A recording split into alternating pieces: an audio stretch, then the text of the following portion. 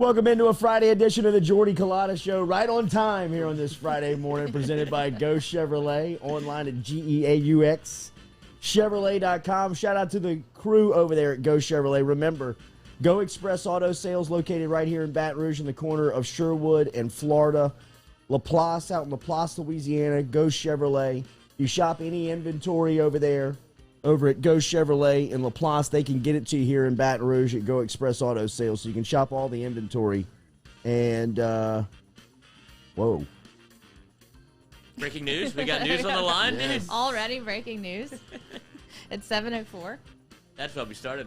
I wouldn't even say late. I'd say right on time. Right on time at 7:03. We do not have any guests on the schedule yet. We might have a huge one coming up here in a couple of minutes. Literally huge.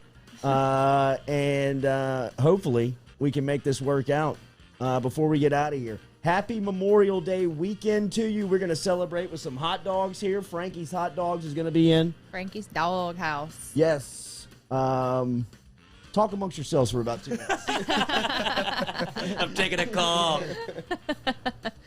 Let's not forget our water is brought to you by True Blue Water, TRUBLUE.com. We are on our third 5-gallon jug of water now, halfway down. And that's what's the most impressive thing about it is we didn't have any water for the first 2 months, and then we get it and like, oh my God, I can't believe we lasted this long without it because we went through 15 gallons of water in about 2 weeks. I mean, seriously. While eating Reese's and peanut butter crackers, by the way. Oh, she can't have that anymore. Can't have yeah, that anymore. she's allergic to What? chocolate, dude. And she eats more chocolate than anybody I've ever seen. Yes. Oh my I eat a God. Reese's Every day, day. y'all. Like, Wow. I mean, I know.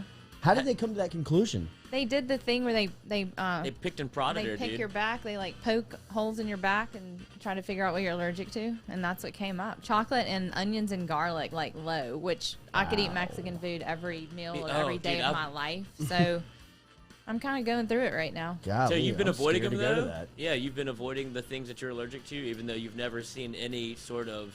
But I have seen. That's why I went to get tested.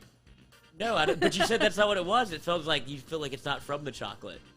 I don't know. I mean, but I have to go by what they say I'm allergic to, I right? don't know, dude. I don't believe the doctor sometimes. I mean, sometimes I don't either, but what else am I going to do? You know what they want to do is get you back in. They always want that second We're going to have visit. a follow-up here. Uh-huh. I need you to see you again in 2 weeks. Then they just put you on the schedule. They don't even ask. Yeah. You're just know. like, then you get a call. It's like, well, where are you? It's like, I didn't pay. I'm not paying for this. I'm not going to be there. Tom Granning said, well, sorry, we'll have to figure something else out because he provides our snacks. He's like, my bad. You're over here breaking out and having trouble breathing because I brought snacks. We're going to shoot for $250 worth of gift cards over at Harper's before we get out of here. Remember, Harper's Haberdashery, located in the Highland Road Shopping Center right next to the French Market Bistro. Stop in and see Sammy and the crew over there. Tell them you heard it here on the Jordy Culotta Show. I might swing through today. I got You that should. wedding. You should. Ooh, Socks get down. something, Get you a socks. button down. Yeah. All right, no guests on the docket. We are going back and forth with Brandon Jacobs, who is the former Auburn tailback, Southern Illinois tailback, and first-round draft pick of the New York Giants. Had a stellar career. In fact, set the New York Giants rushing touchdowns record during his career with the Men in Blue. He saw Tim Tebow's making a comeback at tight end. He said, what the hell, I'm going to try to make a comeback as defensive end. He's put a couple of workout videos out. He's been around South Louisiana. A mutual friend of ours, Daryl Owens, who is a former Georgetown standout and a Napoleonville, Assumption native, which is where Jacobs is from. Those two guys are great friends. He was around South Louisiana on in the basketball gym and on the flag football fields watching Daryl's younger son, Cam, play. And I texted Daryl this morning and see if he couldn't put us in contact. About 3 minutes later, we're going back and forth with Brandon Jacobs. So we may have him on here before we get out of here this morning on this Memorial Day weekend and talk to him about a potential comeback and what that would entail. If you watch and keep up with Jacobs on social media, guy's still in shape. I mean, he is still a absolute physical freak when it comes to just the science of football. He is somebody that if he made his mind up and he wants to come back as a defensive end, he don't want to come back as a running back. He just wants to go rush the passer on third down. I don't know how you don't at least work him out. Well, and he said it himself. He was like, dude, if Tebow's coming back, ain't no way he's in better shape than I am. No way. And he's like, so No give it way. a shot, dude. No I mean, way. he's, like you said, a specimen. And if I've never seen him rush the passer, but I can imagine I've seen him run downhill, and not a lot of people stopped him. So, we'll see. Yeah, we'll see. We'll see. NBA playoffs rolling on last night. LeBron and the Lakers go up 2-1 on the Suns, 109-95. AD had a huge night as he had 34. Bronny had 21, but was making big basket after big basket. DeAndre Ayton, 22 points for the Suns. Both Booker and Crowder thrown out of the game for Phoenix. So this thing's starting to get a little chippy here going into game 4. With the Lakers up 2-1 after the first game in the Staples Center, first playoff game in the Staples Center in over a year. That's crazy. Yeah. Must win for the Suns? You don't want to go down 3-1. No, you don't want to go down 3-1. So, yes, I mean, in the sense of keeping this series competitive, it feels like it's a must-win for Phoenix and Los Angeles next game. It looked like LeBron and AD turned it up last night. Oh, yeah. They're getting to that. They haven't played together that much this year because LeBron's missed, the last, 35 games? Combined, AD and LeBron missed, 56 games this year. Yeah, so they're almost taking this as, a test case, which is crazy because they're the 7 seed against the Suns, and you can see that, dude, the tension's starting to boil over for Phoenix because this is not the matchup that they wanted. You saw other teams trying to avoid matching up with the Lakers in the playoffs. And if you're already getting technical fouls in Game 3 and getting tossed out, I would say, your best player, Devin Booker, getting thrown. You could see that this is not what they really want. Chris Paul's hurt. It's just everything's coming up Lakers here, going into the Game 4. Yeah, Phoenix is frustrated for sure. They're playing with some frustration. And, I don't know how you don't feel bad for CP. For CP, man. I 100% expect him to be a Laker. I don't know what his contract situation is, but I could see him. He can't make it. I think if Schroeder leaves in the offseason, they grab Chris Paul. And it looks what's his deal at Phoenix? Is it That's what I don't know. Probably. But I could see even if it's a 2-year deal, all the veterans sign that one where you can opt out. A player opt out. Yeah. For what he can do and what he's done. Yeah. For Oklahoma City, turned them all what around. he did for Phoenix. He had the Rockets 1 game away from the finals. He did with James Harden. If he doesn't, if he plays in Game 7, I think everybody, it's consensus that they win that game. How will you look back on his playoff injuries and the way that they have affected his career? It is so strange. Well, and the other thing is they were the 1 seed this whole year until the last week, and they dropped to 2. If they stay at the 1 seed, they're playing Memphis. And they dropped to 2, and now they got LeBron and AD. Dude, what a terror! Just you can't believe that. Did he have some horror stories with the Clippers? Oh yeah. I know that they had. Who did they have? They had Houston. Well, they had Houston on the Houston ropes. Came back 3, kind of like what the Clippers and Nuggets did last year, where the Nuggets came back and won all 3 of those games in series. Right. Doc Rivers did the same thing with the Clippers against the Rockets. It's just been a nightmare. Well, that's for Chris Paul. Yeah, and that's a meme for Chris Paul when he's walking off the court and he gives it the I hate these people. Get me out of here. Yeah. So, yeah, it's brutal for him, and I'd imagine brutal for the Suns because first of all, terrible matchup, but then you have the way the NBA wants it to be. They want LeBron and they want AD. Absolutely. And that's they get all the calls. Well, they want Lakers. They want Lakers and Nets in the final. Right, Yeah, absolutely. They just want to keep the name brands alive. Whatever you got to do. Yeah. That's a technical. Get him out of here. Just make sure.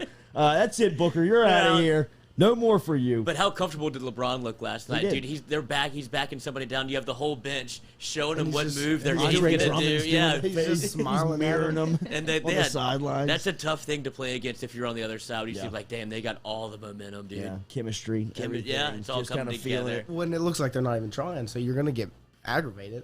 Yeah, the other team is smiling when you're. It's a pickup game. Yeah, it is. How mad are the Mormons? I had no idea that the Mormons were such just wild, just nuts. Nuts, dude. 3 more of these people are banned from Utah's arena for the way that they treated Ja Morant's family. After what they did to Russell Westbrook, Russell Westbrook nearly killed one of them. Yes. He nearly went after. He did go after one of them. Did y'all see Kevin Durant's tweet? It's all fun and games until your ass banned for life. Get your ass out. Really and truly, man. I mean, the fan that was banned for dumping the popcorn on Russell Westbrook. There was a fan in Philadelphia MSG that was spitting on Did you Trae see the Young. video of that? Like when he spit, spitting he like over- whips he his spit head over around. 50 Cent.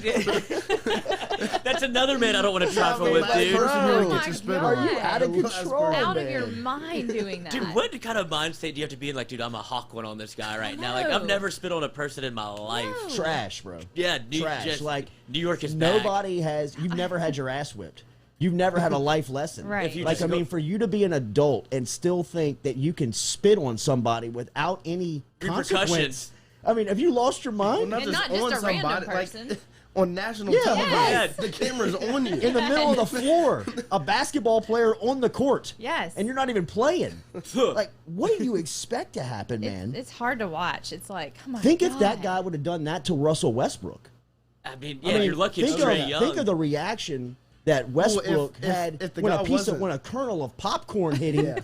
And if this cat would have spit on Westbrook, he'd have killed him. Yeah. He'd have killed him. Malice in the Palace 2.0. And that Philadelphia fan needs to thank God every night when he hits his knees and prays that they had the NBA security they had in line, because Westbrook was trying to break through to get into the stands and get his hands on him.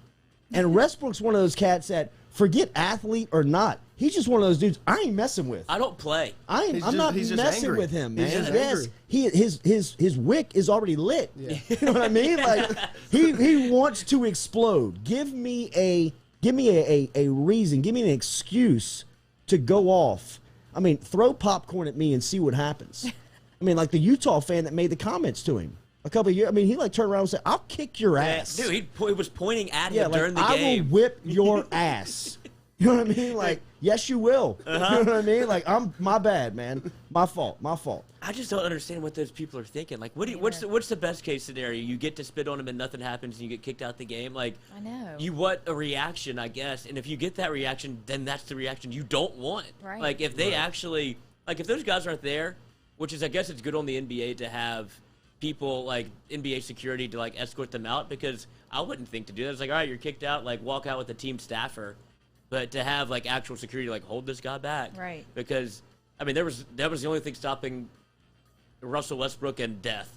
Yes, Yeah. it was. Yeah. That was what was in between that guy and Russell Westbrook and the end of that cat's life. Yes. I mean, because if Russell Westbrook gets his hands off of you, nobody's peeling him off of him. Well, no, and you saw the whole crowd whenever like Russell's running, like, who did that? They all turned and pointed. They're like, not me, not me. I was cuz. snitching. Not me, man. Don't Ron Artest me, cuz. Yeah, that was I don't dumb. want to get caught up in anybody getting snuck that wasn't the right guy, man. I'm just here with my family. I mean, that's a nightmare. But you know what? If you spit on somebody, if you spit on an athlete, if you throw popcorn on an athlete, you deserve everything that comes Yeah. to you. And there should be an explanation on, there should be a description on that ticket, just so you know. If you put yourself in harm's way, there may be a chance that you get your ass kicked. I mean, in professional terms, you know what I mean? Like, that has to be understood, because with bringing everybody back into the arena and bringing the public back to sports, I think there is a feeling, and maybe in the major markets there's more of this than we'll see here in a smaller market, but seems more chaotic. You know, Yeah. that people have been kind of either pent up or boxed in for a long Yeah. time, and now they're back out in the public and they just want to go wild. That is what it seems like. It's It does. bizarre. It does, but I mean, Caged it animals. feels like we're a game away from somebody not being able to get in between one of these players and Yeah. fans. Oh, yeah. And you're going to have a big problem. And I don't know how you don't side with the player. You know what I mean? Like, if you 100%. spit For on sure. me or you throw something at me, what would you think would happen to you in the street? Yeah. You know what I mean? I guarantee you that little 5'9", 180-pound white guy Right. is not throwing a box of popcorn on Westbrook 30% body fat. in the middle of Philadelphia's downtown. You know what I mean? Because he knows that Westbrook's going to kill me. Yeah.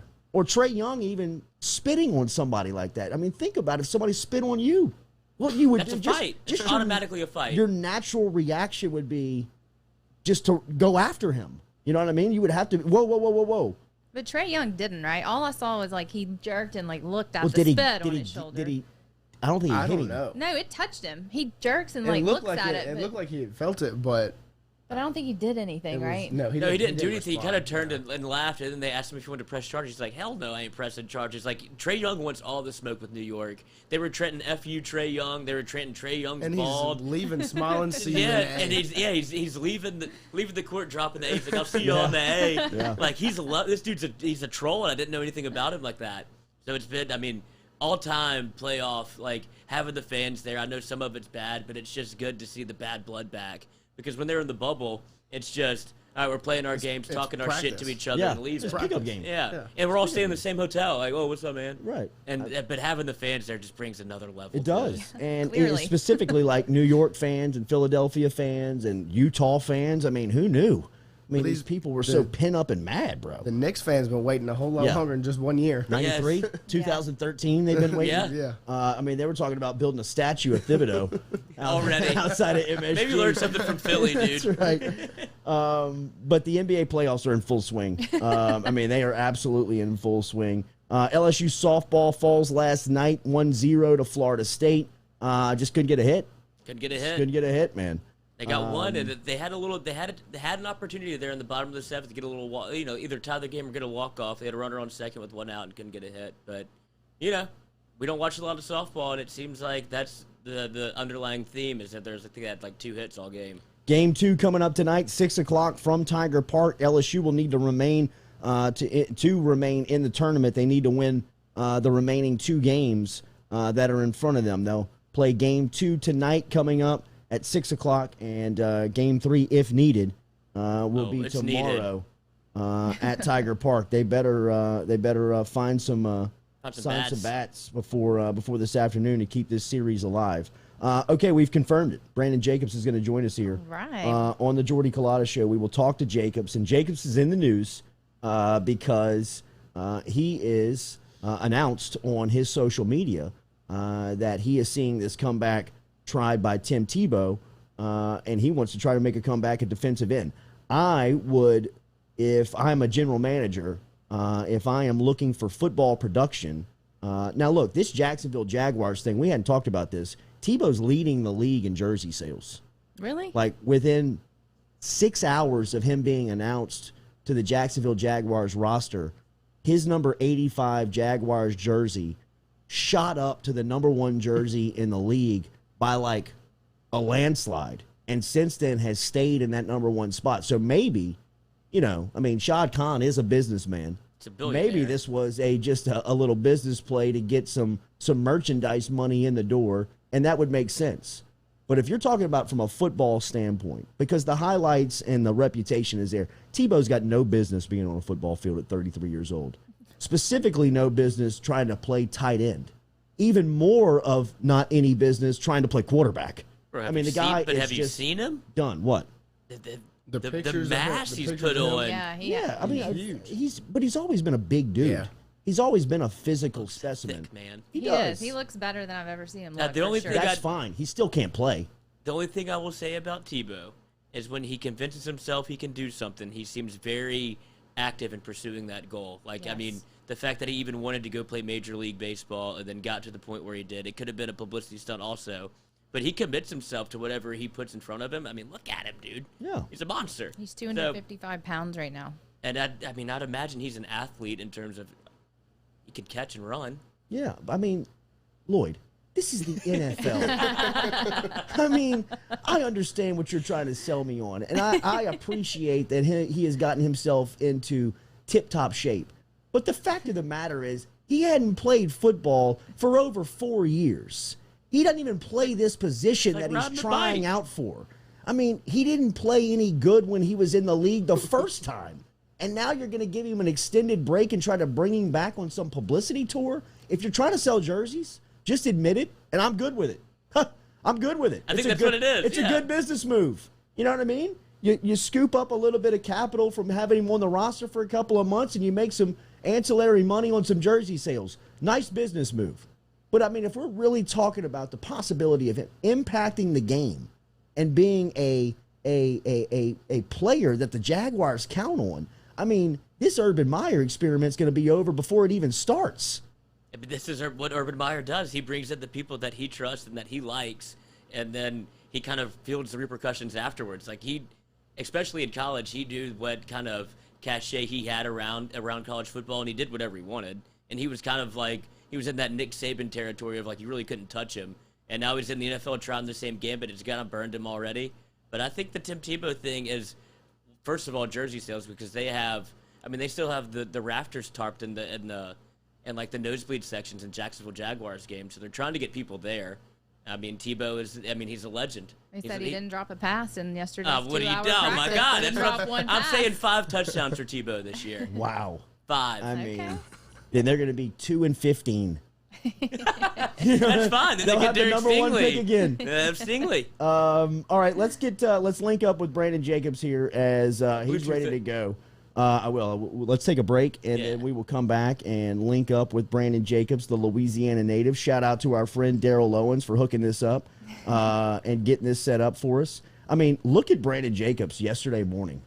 Dang. I know, dude. You know what I mean? I'm ready. Like, bro, sign that cat up. We'll ask him where he is on this comeback tour next when he joins us here on the Jordy Culotta Show. Remember, daily, we're brought to you by Go Chevrolet, online at GEAUXChevrolet.com, and Go Express Auto Sales on the corner of Florida and Sherwood. Stop in and see them. Remember, all the inventory, if you're here in Baton Rouge, they can get any inventory that you're looking at, whether it's over in Laplace or over in Baton Rouge. They can get it over to Go Express Auto Sales here in Baton Rouge. So check them out. Go Express Auto Sales and online at GEAUXChevrolet.com. When we come back, we'll talk to Brandon Jacobs, former Auburn standout, New York Giants standout, and attempting a comeback to the NFL. We'll ask him why next here on the Jordy Culotta Show. Are you self-employed? Then you need to learn about Angel Oak's Home Loans Bank Statement program that they're offering, which makes you eligible as a self-employed borrower to purchase or refinance a home without requiring a tax return. If you want to learn more, get in touch with me. Email me, Jordy@JordyCulottashow.com, to learn about the bank statement loan program offered by Angel Oak. Jordy@JordyCulottashow.com to learn more. Gearing up for spring and summer down here in South Louisiana, and you want to keep your lawn maintained during these sunny seasons, get in touch with our friend Blake Abear over at Abear's Lawn Maintenance, where he says, you grow it, I mow it. 225-485-8022. 225-485-8022 is where you can find Abear's Lawn and Maintenance, the official lawn and maintenance company of the undisclosed location. Go Chevrolet is proud to announce Go Express Auto Sales, the new used car lot located in the capital city of Baton Rouge, Louisiana, at 11522 Florida Boulevard. Go Express Auto Sales is online at goexpressautosales.com, or you can search them on Facebook and social media at Go Express Auto Sales, the newest addition to the family of Go Chevrolet. Remember, Go Chevrolet is located down in Laplace, Louisiana, but now welcoming aboard Go Express, the new used car lot located in Baton Rouge, Louisiana at 11522 Florida Boulevard. 7, 6, 5, 4, 3, 2, 1. You'll never have the sacred stone. Oh, this you crazy mother.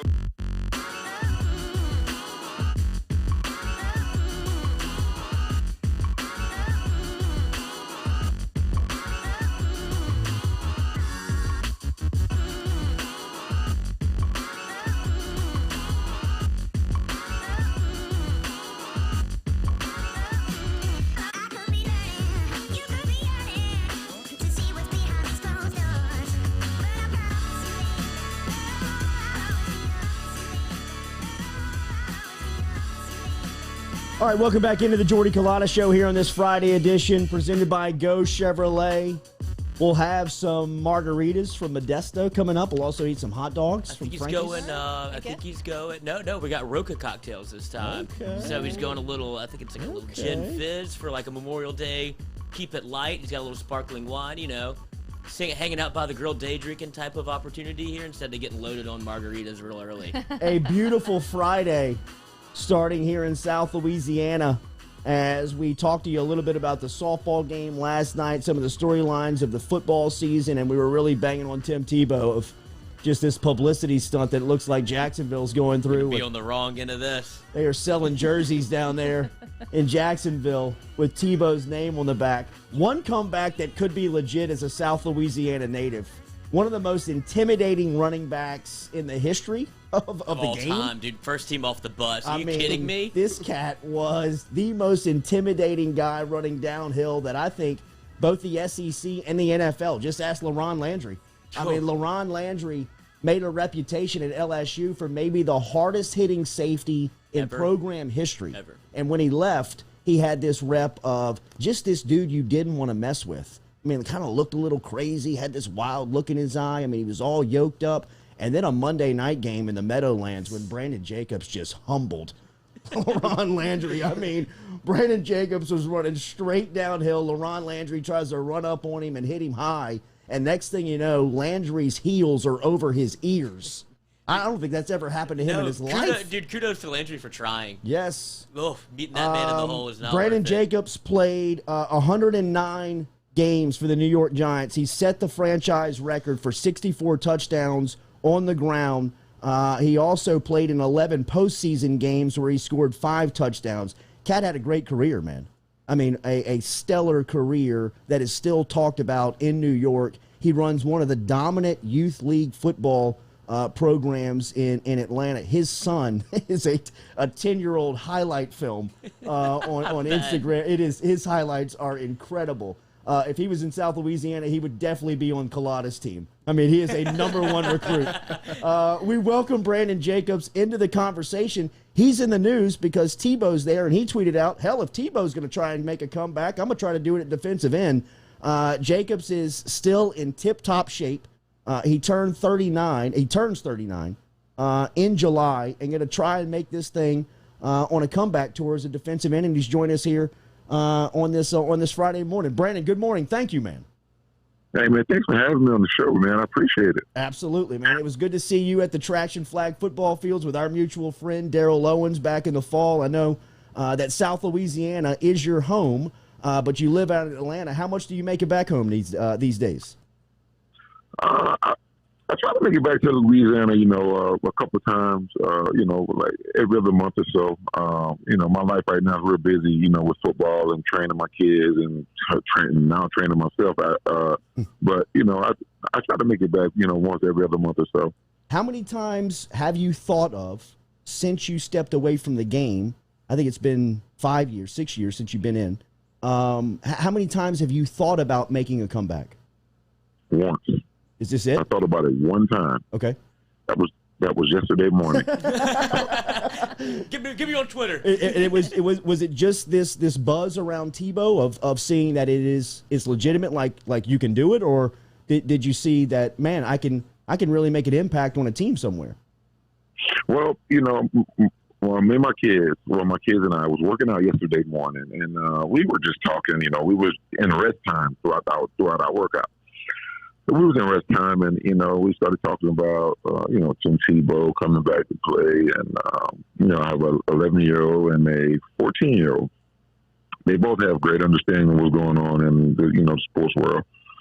So we were just sitting there talking, and I was like, man, what if I tried to make a comeback? I wonder if I can make a comeback at a different position, And they was like, really? I'm like, yeah. Like, what do you think? She said, I think I can go play defensive end. She's like, oh, Daddy, that would be so cool. I said, you know what? That's what I'm going to do.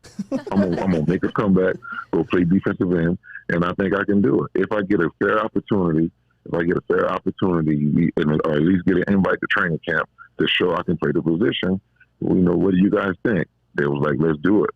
Like, let's do it, Daddy. Like, let's do it. Like, you can do it. Like, you can do anything. Oh, yeah. So, they motivated me. Like, they really motivated me and really encouraged me to I know people might say, well, they're 14 and 11. They don't really have good sense. But my kids are smart kids. They're smart men. And I look to them for stuff. And they, they still encouraging me today.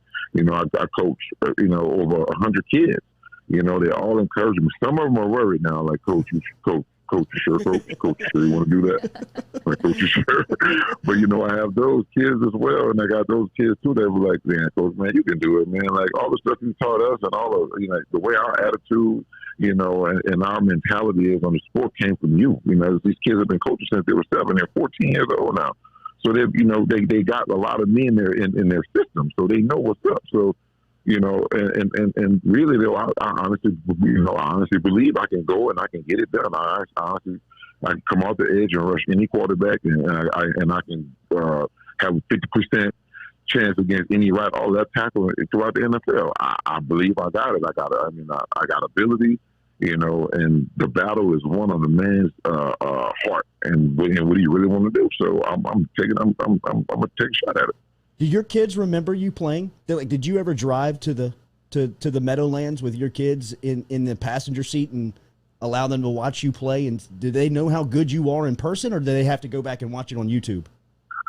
My kids have to go back and watch me on YouTube, but they were really young. My oldest kid was 8 years old when I was done playing. So, well, I take that back. No, he was 7 when I was done playing, so he don't really remember much. He just remembers Super Bowl party when he was real hungry and aggravated and tired at 12 o'clock at night when the kids should have been sleeping. Right. And my youngest son don't know anything. He's a YouTube fanatic, so he finds everything on YouTube and find highlights and bring it to me or send me stuff every time like that. You like you did this, or you ran over him, or you ran over him. Like, wow, like stuff like that. So they don't really remember me playing when I played, you know. So I mean, it'll be good, you know, to get opportunities just to go show people I can still do it. I can still move. I probably can run a 40 better than any defensive end out there right now. No doubt. Do they have any idea of how bad of a dude LaRon Landry was on that Monday night when you put him into the turf? Well, I don't know if they know much about LaRon, man, but that whole highlight still float around. I think it's probably going to float around throughout the, you know, it's going to float around a while. You know, I think it's going to be one of those, and it's just still showing Earl Campbell running over people. So I'm pretty sure that's going to float around. But man, I always think about that. And for me, I don't think that was one of my biggest. That was an open field truck out, absolutely. But I don't think that was one of my biggest, one of my best, because he was a DB, and I saw that as, you know, it was just a DB. But when I got Brian Urlacher, I think I cherished that one a little bit more because he was my size. He played linebacker, and he was a big, tough, physical linebacker that prided himself off his physicality, and I ran through him, and it made me feel better. I still see Urlacher's eyes getting up, and he was thinking to himself, what the hell just happened? That's never happened to me in my life. I mean, Brandon Jacobs, who was a standout at Assumption in Napoleonville, went on to Auburn, played at Southern Illinois, was a first-round pick of the Giants, a Super Bowl winner, and now who runs I follow your youth football program on social media, and you guys do a great job of promoting the program. But what jumps out, Brandon, is how much you love it, bro. I mean, it looks like you are in your element out there. How much have you found peace in life after football, even attempting this comeback of mentoring, coaching, and developing the youth football leagues like you have been in the greater Atlanta area for the past couple of years? Man, I found a whole lot of peace in it, man. And, you know, people always say, the parents this, the parents that, parents this, parents that. I don't have an issue with parents, man. I just really don't. I mean, I found a whole bunch of peace in going out, being around the game, learning, and teaching kids about the game, and using football as like lessons for a lot of these kids who also gonna need it. But they all won't be successful enough to go to the NFL. They're gonna have to have some other kind of will to be successful in some other areas. So we using football to have to give them that never quit mentality when it gets hard. And it goes to everything. You know, I found a whole lot of peace in it, man. I've coached over 100 kids. So, you know, I got kids right now that I've coached is getting ready to go into college, you know, in all-star games and stuff like that, like some of the top players in the country. And there's a lot of peace with it, man. I really love it. I mean, I'm out there in the paint with them. You know, it's not that, you know, I put my name on a program and post pictures and post videos on my social media so people could think this or think that. No, like I am in the paint with them. I am out there sweating, showing them drills. I'm out there with them, showing them how to do this, and I'm out there daily, and that's never going to change. If I get an opportunity to get back out and show I can, you know, do this and play this defensive position, I'm every chance I get, I'm gonna fly back here to Atlanta from wherever I'll be, and I'm gonna attend games. I'm gonna be with them. I'm still gonna be in the paint with them. You can see it in their you can see it in their reaction how much a male figure being in their life is as prominent as you are and shooting them directly, how much it means to them, and just the social media that you put out. I can't imagine the impact that you're having every single day in their lives, like the presence that you have. What is the regimen now? You make your mind up that you want to come back as a defensive end. You're in tip-top shape, but how does the workout schedule change if this thing is serious and you want to get on a roster in the fall? Well, not tip-top shape. You know, I've been playing around. I've been playing around in the gym and doing little stuff in the past, but nothing. I haven't been doing nothing that's really needed to make this comeback. That's not fair. Should I say? I started right now. You're ripped. Yeah, but that's after some months off and hadn't really done anything. Took a few vacations and ate my fair share of chitlins and stuff like that. So I definitely have that.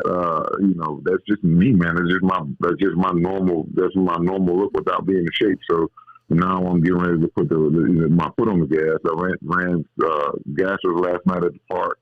I'm getting ready to go back out again at 10 today and do some, sled and push the sled and have some of my boys work out with me. Some footwork and some gassers again, just to try to get my wind up. That's all that matters. I'm strong. I'm naturally strong enough to go out there and compete with anybody right now. Right now, I don't. So weights right now to me is not as serious as getting my wind up and being able to run a long time and being able to be quick and agile like I'm gonna need to be. So, I'm taking care of that part first. I'm probably gonna hit the weight room in probably 2 weeks. I don't have to go do a 225 reps. I don't have to go do that. I'm probably going to run a 40 and do that stuff, which I don't mind doing. I think I can still go and run. I mean, I'm trying to play defensive end, not running back, so I think I can still go run and be faster than some of the top DNs out there. That's just me, more athletic than some of the top DNs out there. I think I can do that. Whether or not I get a real opportunity, I don't know, but it doesn't cost any money to bring me into anyone's training camp. It doesn't cost a dime to bring me into training camp and give me an opportunity at all. Very true. Very true. Have you heard back from your agent?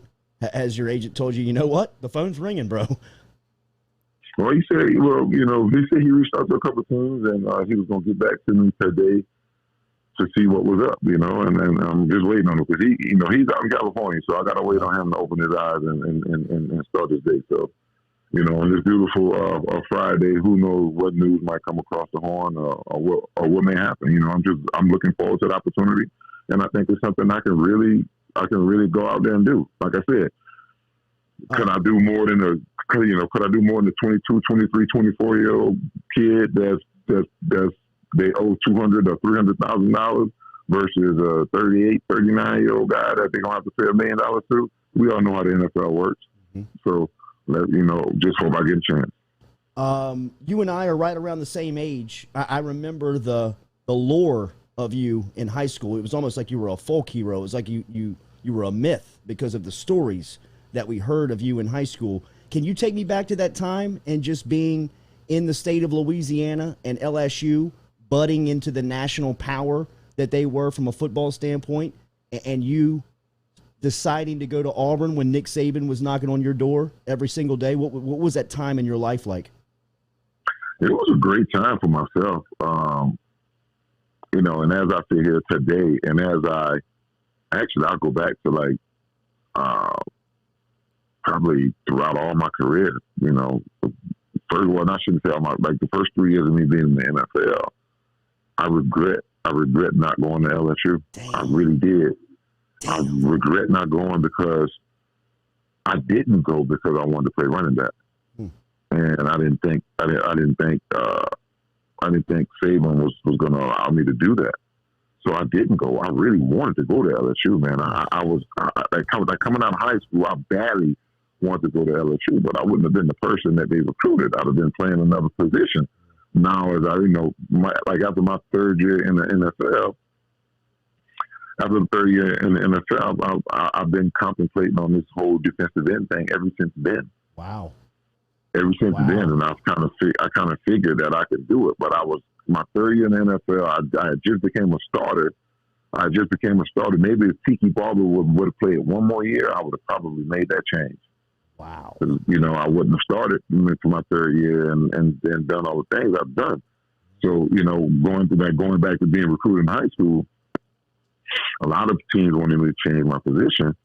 It's, you know, Auburn didn't, and Nebraska didn't, and Washington didn't. That was like the only three that didn't want me to. And Nick Saban never told me anything about changing my position. I just knew Corey Webster.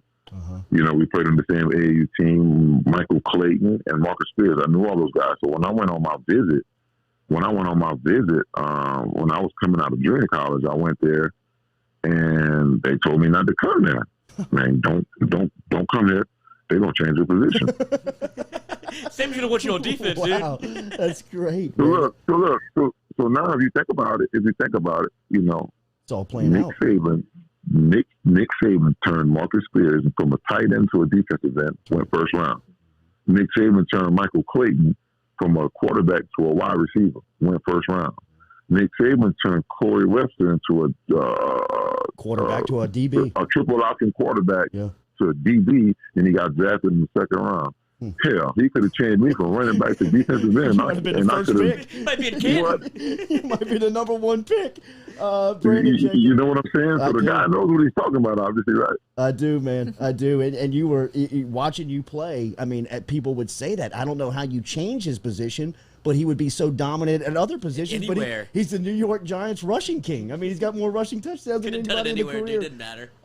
Bro, we are pulling for you. I hope this happens. I'd love to see you in the black and gold if it worked out when you could come home and play a season or two for the Saints at a rush defensive end. That would be great. Woo! That would be incredible. That would be great. That would be incredible. That would be great. You know, and I was just talking to DJ and said, man, you sure you want to do this? I'm like, yeah, dude, I know I want to do it. See, your knees gonna hold up? I said, man, my knees are gonna hold up. I had a cartilage cadaver surgery on my knee, and I never tried to play again. I never tried to do anything else again. I never tried to do it. My knees feel good right now. You know, I feel like I can go ahead and take a shot at this thing. Like I don't have to be on the field every down. Yeah, I ain't got nobody hitting me in my legs. I won't have all that at that position. I think I can do it. I know I can do it.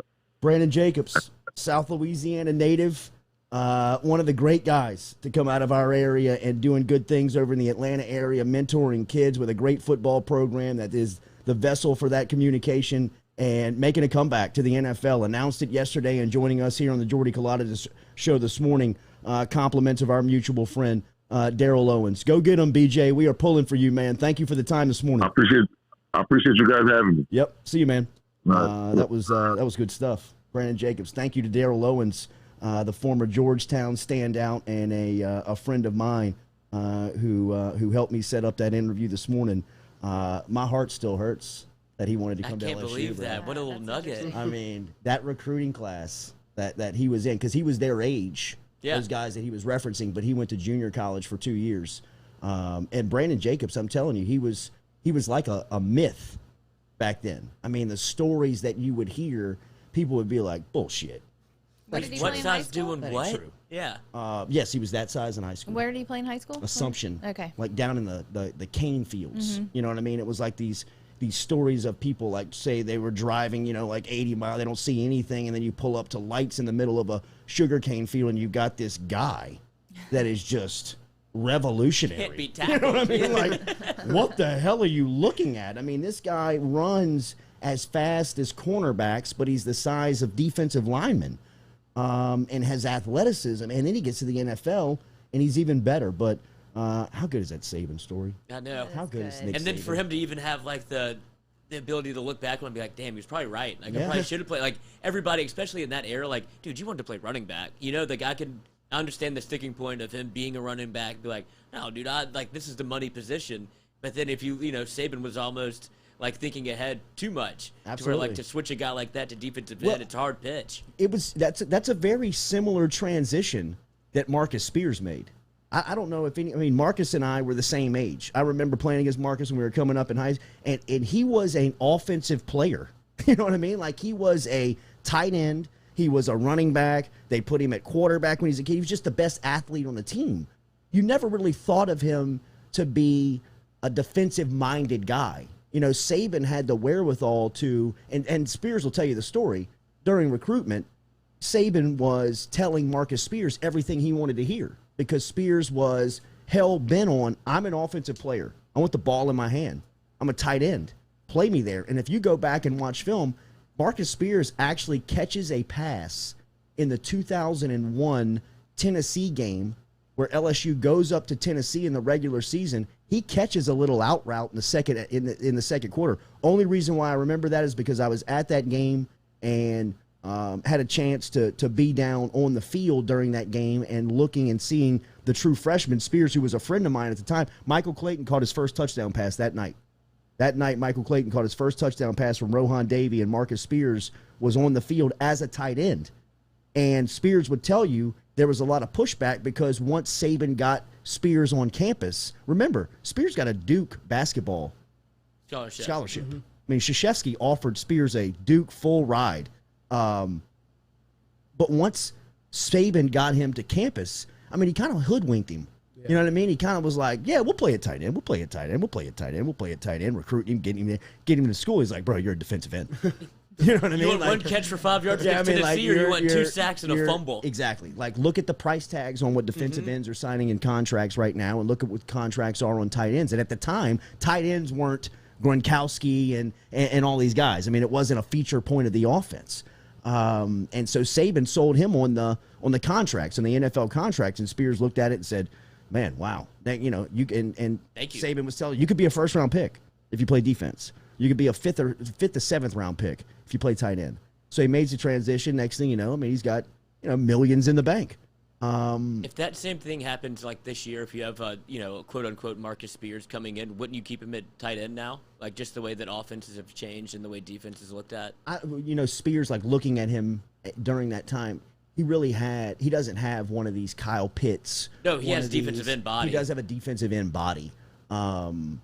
But he was so athletic. He was so graceful. I mean, I remember we watched him in the state championship game for Southern Lab. He caught 2 touchdown passes. He threw a touchdown pass on a reverse like a bomb. Like they ran him on a reverse and he threw it, and then he had a pick 6. You know, very similar to the one he had in the national championship game. Dropping a little zone. And the story of that national championship interception is phenomenal. There was an LSU coach, Bo Pelini, was on that Oklahoma staff in 2003, and one of his first days in Baton Rouge when he took the job under Les Miles the first time he was here, he was talking about some of his memories at LSU and or playing against LSU, and he was talking about that 2003 game. And Jason White, who's the Heisman winning quarterback, on the second or third play of the second half, drops back and tries to throw a slant, and Marcus Spears picks it off from defensive end, from his defensive line spot. And if you go back and watch the highlight, he just pushes the chop block down, jumps up and catches it like 3 or 4 feet away from the quarterback. I mean, the ball's probably coming for 50 miles an hour. You know what I mean? He just picks it, makes one guy miss, and scores. And Pelini tells a story of Bob Stoops on the headset saying, who the bleep was that? And the offensive coordinator says, that was the bleeping defensive end, coach. Like, shit out of luck. Like, throws the headset up, you know, like, what the play? What kind of guys they got over there? Good God, who made that play? He was thinking it was a safety or a linebacker, but it was a defensive lineman in Spears. I mean, just freakish athletes. Jacobs was that guy. He was the freak athlete out of all of them. I mean, Michael Clayton, Marcus Spears, Corey Webster. I mean, all these guys were multi-sport superstars. Michael Clayton, Corey Webster, and Marcus Spears all came out for the LSU basketball team for 3 days. Now, John Brady ran them to death, and Spears and Clayton looked at him, flipped him off, and Webster tried to stick it out, but Saban came over and said, no, look, man, this ain't going to fly. Get back over to the football field. But, I mean, just I mean, like, those guys were premier athletes, and they speak of Brandon Jacobs. Like, you know what I mean? Yeah. To hear them speak of Jacobs, they were all like, that's the dog. I didn't know that they told him not to come to LSU. Well, dude, but yeah, no, dude, you ain't gonna play here. You're not gonna play running back. Bro. Yeah. But could you imagine, dude, being in high school and seeing that cat get off the bus, and he's like, obviously first team off the bus, and then you're like, well, I hope you probably plays defensive end, somewhere. It's like, you know what it lines up at running back. You're like, oh my God, it's over. You know the classification that Assumption was in? They're like 1A, 2A. Yeah, oh, yeah. I mean, they're playing That's against me trying to tackle him. It's us. I mean, it's me playing linebacker It's at a murder. 1A school. You know what I mean? Like 5'8", 170. And here comes this cat running downhill at you where it was just that was great. I appreciate the That was a good interview. I appreciate the time from Brandon Jacobs for stopping by here. I hope he makes it, man. He's so confident, but not in an annoying way. Well, Yeah. he's also I mean- saying that the body he has now Oh is my God, it's from right? vacation. Yeah. He's like, that's You just me look naturally. It just Okay. gives you an idea of professional yeah. athletes. Oh, yeah. Yes. Yeah, whatever shape they want to be in, they can be in. They can do it. I mean, Couple I days. saw, I Give me saw a a couple picture of days. Troy Aikman from a fishing trip with Jimmy Johnson 2 weeks. I mean, Troy Aikman still got a six-pack. I mean, like a legit, like, bang, bang, bang. Like, I mean, like a six-pack. Chiseled. Yes. I mean, no, like, is he still got abs? Like, that cat's got a washboard at 55. You know what I mean? It's Probably just, doesn't work on it. just eats right. You know what I mean? Probably jogs 3 times a week. I mean, it's just professional athletes are different. I mean, There's a they're reason just- they make it. they that's are right. they are scientifically different. And Brandon Jacobs is maybe the alien out of all of them. Without You know a what I doubt. mean? Like he's the one that professional athletes look at and say he's a freak. That guy's a freak. Mm-hmm. You know. Daily, we're brought to you by Johnson and Spillers Dentistry. Remember, get over to Johnson and Spillers for any dentist needs that you may need today. Whether it's pediatric dentists, they can help you out with Botox amongst your dental concerns.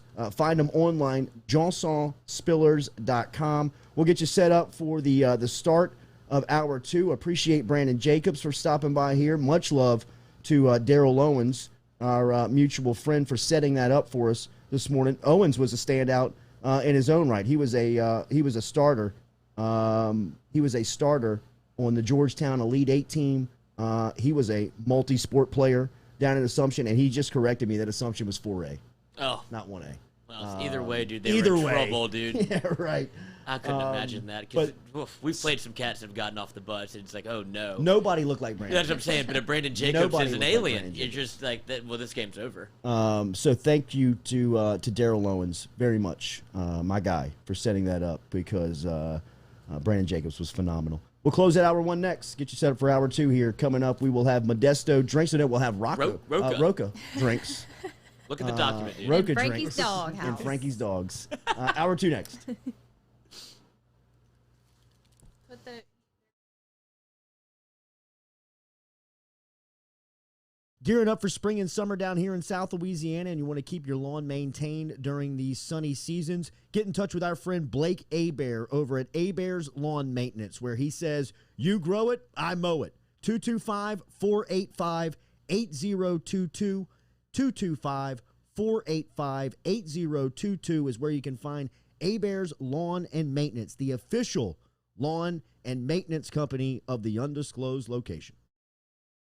Go Chevrolet is proud to announce Go Express Auto Sales, the new used car lot located in the capital city of Baton Rouge, Louisiana, at 11522 Florida Boulevard. Go Express Auto Sales is online at goexpressautosales.com, or you can search them on Facebook and social media at Go Express Auto Sales, the newest addition to the family of Go Chevrolet. Remember, Go Chevrolet is located down in Laplace, Louisiana, but now welcoming aboard Go Express, the new used car lot located in Baton Rouge, Louisiana at 11522 Florida Boulevard.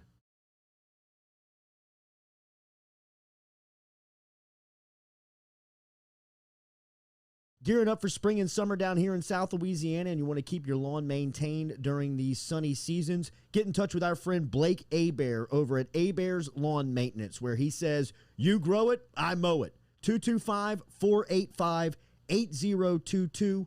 225-485-8022 is where you can find Abear's Lawn and Maintenance, the official lawn and maintenance company of the undisclosed location.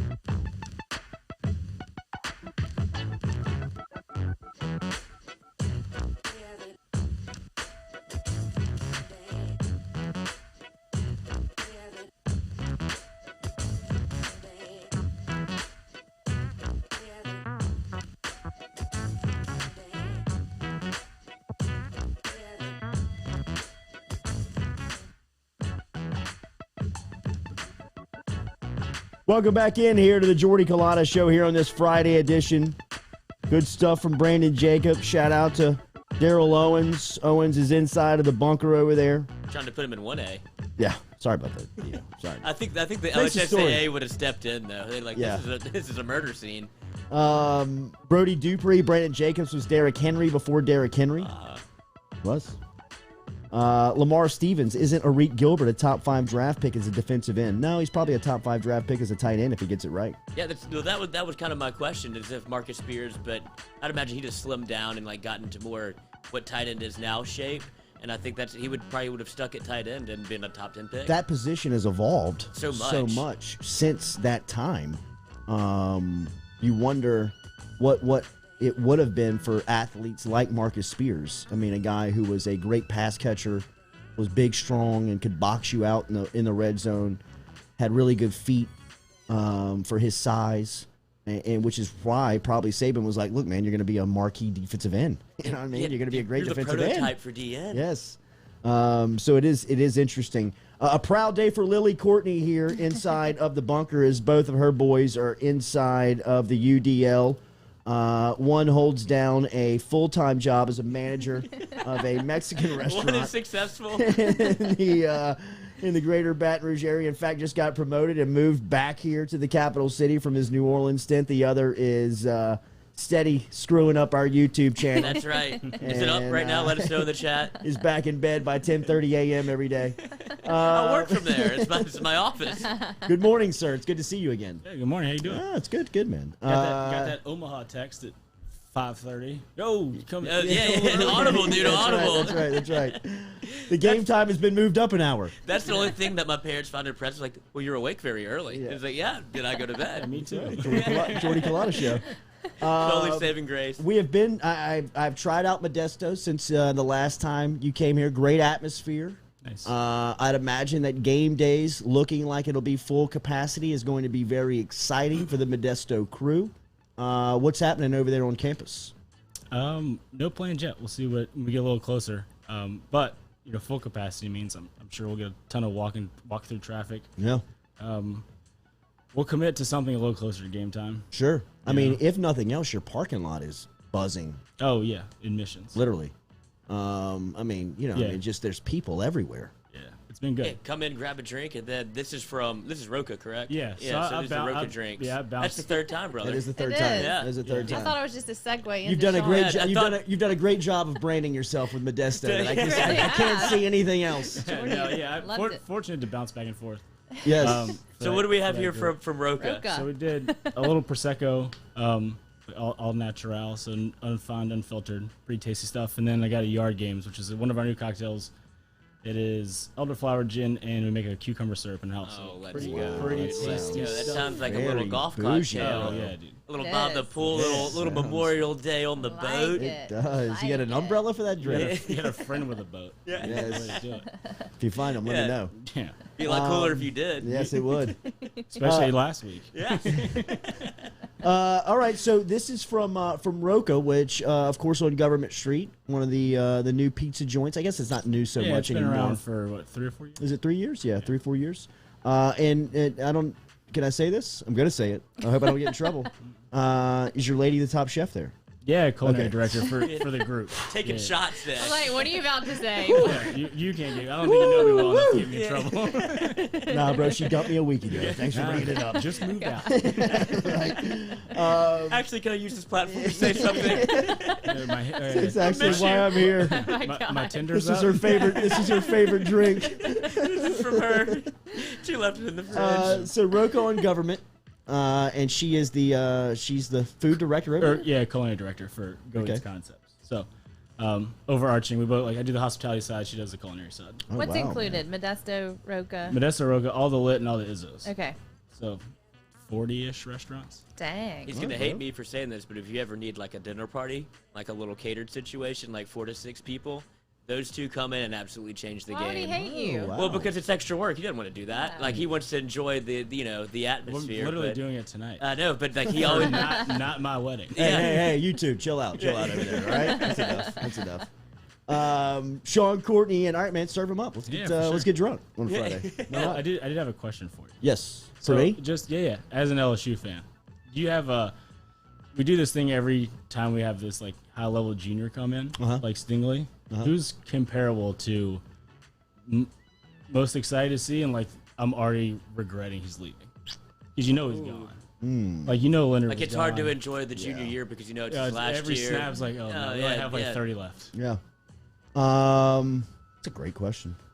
Let me think on that. I guess Stingley's obviously going to be the guy. I would say Patrick Peterson. I knew was gone. I was thinking Tyron, but we never even got. Yeah, You never got to that moment. That was worse. Yeah, it was worse to have that taken away from you on Tyron Matthew. Do you think Tyron benefited from not having the junior year in terms of just like the lore at LSU? Because there's no way he tops that sophomore year. I don't know, Lloyd. It just I don't know. everything broke his way. He was the only athlete I've ever seen be bigger than the moment's expectation. Like you thought he was going to make a play, and he'd make a better play. Yeah, You know what I mean? You thought he'd have an impact on the game, and he'd change the game. You thought he would be the best player on the field, and it wasn't even close. I mean, without him in the SEC championship, we don't score a point. And then it ends without up- him in the Arkansas game. Yeah, I mean, without both him of them back to and- back. I mean, just there's so many championship. so many scenarios. Take him off the field against West Virginia. right? See what happens. I mean, the first game you ever saw him play against North Carolina, he had 2 fumble sacks, he had 2 strip sacks. Oh, and then and that's when Pat P ran the punt back. Because all eyes were on him, and it's like, oh, we got this. Who's other, 14? Who's 14? Sorry, 7. Who's this cat? So I think that Peterson is a good one as far as going into the season as somebody you don't want to give up. You know who mine was Chad Jones. Oh, that's a great pick. I loved watching Chad Jones play. I hate for what happened to him, obviously, in the way that it worked out. I think his Streetcars, transcends to the next level. Like I would wanted to see what he was going to do in the NFL at safety. Definitely. Because he was kind Definitely. of we talk about Brandon Jacobs being kind of break the mold type guy. Chad Jones is right there with him. He's like a little too big to be playing Wow. safety. what a boat drink. Yeah, that's perfect. That is a boat This drink. yard Prosecco games. is so Yeah. good. Yes. This is amazing. Cheers. Yeah, Yes, cheers. Happy Cheers. Memorial Day. Cheers, Yes. cheers, cheers. Sorry, no. Except for Underage. He's That's underage. I poured one, I was Celebrate like, Kim it looks a Mulkey. little We don't young. condone that kind of. We don't Get do that baby here. face. Yeah, get you some of that True Blue water. 19 last week? Sheesh, bro. The whole world ahead of you. The whole world. All right, Sean, Courtney from Rocca and Modesto. What's going on this weekend for Memorial Day? Any plans around the restaurants? The only thing is we're closed both on Monday. Okay. Rocking and rolling as usual. We have happy hour at Rocca today. It's half off all things beverage. So wines, cocktails, beers, draft stuff. Water. All good. Water's free. Still. Bread and water. Charge for the lemon? Haven't been hit that hard. So is regularly closed on Monday? Rocca's not. Okay. Modesto is. Okay. But we pulling the Memorial Day shoot and giving everybody the day off. Which Good is for great. you, man. Good for Yeah, you. yeah. All right, we're waiting on some Frankie's hot Waiting dogs on in those here. hot dogs. We will celebrate or continue our Memorial Day menu with our help from Frankie's. Remember, we love the interaction. We appreciate all of it. Find us on YouTube. If you're not watching there, make sure you subscribe and get notified for what's happening there. Joe Burrow's got to be the selection, though, right? Last in 2019 that you were watching the end of him? Oh, yeah. I guess, but he's a senior, though. He was, but Yeah, still, but I mean, just you still, only he had had- 2 years of him, Right. right? And I mean, that second season you had him was magical. Do you think that we felt worse, or do you think that Ohio State felt worse watching him do what he was Had like, to be Ohio State. And be like, I mean, "God, think we about just if you had were him in our Ohio State's backyard." position. Think if you were in Ohio State's position watching Joey B making plays at Ohio State. Think if he was an That's what I'm LSU saying, the miss. transfer. I'd be like, oh, this ain't happening. Yeah. I mean, get on a plane, go get him, go Joe, tackle him get in the him. middle of the field. Justin Fields-esque for Georgia fans. Georgia. Yeah. Yeah, I mean, Georgia swung and missed on that. I mean, they played the wrong hand. I mean, for the way that you want to run a college football offense, do you want Jake Fromm? In Detroit still? Or I think He's in the Buffalo? league somewhere. Buffalo. He's in Buffalo. Yeah, but I mean, he got into some trouble. He got very southern trouble. Some political trouble. Oh, well. And it's also, it kind of ties back into where LSU is right now with Max Johnson and Miles Brennan. Do you keep the incumbent in terms of Miles Brennan, the guy that, he's been here, and now you have Max Johnson who kind of fits more what college football does? Do you have like the Jordy's courage to pull the trigger if you're on the offensive staff or the head coach? Because that's a hard switch to make. They had just won 10 games with Jake Fromm. Yeah, but I mean, if that's your job and you're an evaluator and you're looking at the way that the offense is performing and what it could be with Fields as the quarterback, you've had a year of this guy on the practice field and you're looking at him side by side. I mean, what are we looking at? You want to be safe or you want to win the Natty? That's really what the difference is. It's like, do you want to win 8 to 10 games, or are you trying to go for broke? Because there's a chance you go out there and he bombs. And in Kirby Smart's position, why wouldn't you go? That's Kirby Smart. You've got job security. Kirby Smart's got job security during that, especially during that time when we're talking about Justin Fields and Jake Fromm. What was that? That was a year removed from a national championship game. That's why it's so hard to make the switch. I disagree. If Justin Fields comes into my office and says, "If you don't play me, I'm leaving," I'm playing him. Because Jake Fromm's not leaving. No, he's so happy. I mean? He was so he's happy. He's so happy to be there. He's a Georgia kid. You understand? And so is Fields.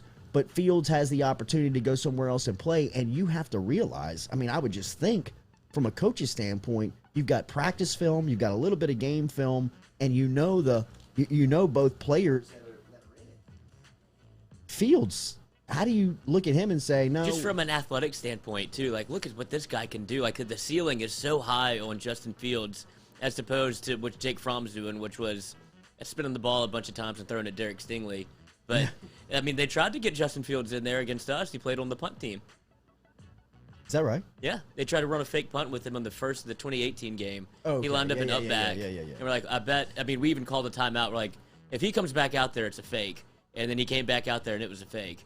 That was when I knew they were in serious trouble that day. I mean, like, what are you doing, man? I mean, second worst fake behind, I hate to say it, I don't even hate to say it, Nick Saban's fake in the Natty with that fake field goal. That was bad. I still think the worst fake field goal I've ever seen was in that LSU-Alabama game, the one that was missing Tyrann Mathieu, the 2012 game, when Brad Wing just, like, catches a 50-yard snap for a field goal, and he, like, throws it out to Drew Allamon, and they tackle him behind the line of scrimmage.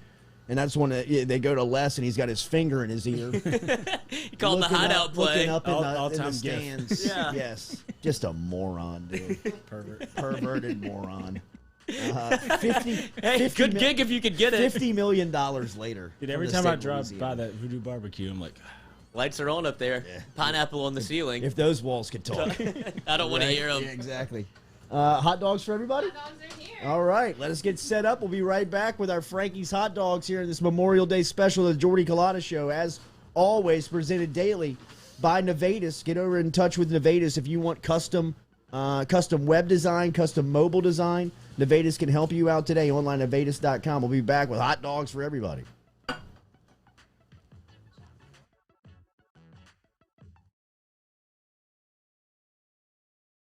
Gearing up for spring and summer down here in South Louisiana, and you want to keep your lawn maintained during these sunny seasons, get in touch with our friend Blake Abear over at Abear's Lawn Maintenance, where he says, you grow it, I mow it. 225-485-8022. 225-485-8022 is where you can find Abear's Lawn and Maintenance, the official lawn and maintenance company of the undisclosed location. Are you self-employed? Then you need to learn about Angel Oak's Home Loans Bank Statement program that they're offering, which makes you eligible as a self-employed borrower to purchase or refinance a home without requiring a tax return. If you want to learn more, get in touch with me. Email me, Jordy at jordyculotta.com, to learn about the bank statement loan program offered by Angel Oak. Jordy at jordyculotta.com to learn more. Gearing up for spring and summer down here in South Louisiana, and you want to keep your lawn maintained during these sunny seasons, get in touch with our friend Blake Abear over at Abear's Lawn Maintenance, where he says, you grow it, I mow it. 225-485-8022. 225-485-8022 is where you can find Abear's Lawn and Maintenance, the official lawn and maintenance company of the undisclosed location.